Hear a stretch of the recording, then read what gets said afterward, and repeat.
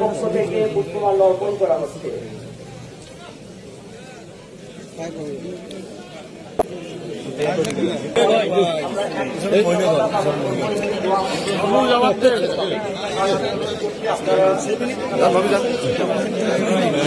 সতেরো বছর পর এই ভাষা আন্দোলনটা একটু অন্য আলোকে পালন করতে পারছি আমরা। 17 বছরে আমরা আসতে পারিনি এখানে। আমাদের বিশ্বাস প্রধানমন্ত্রী আজকে যে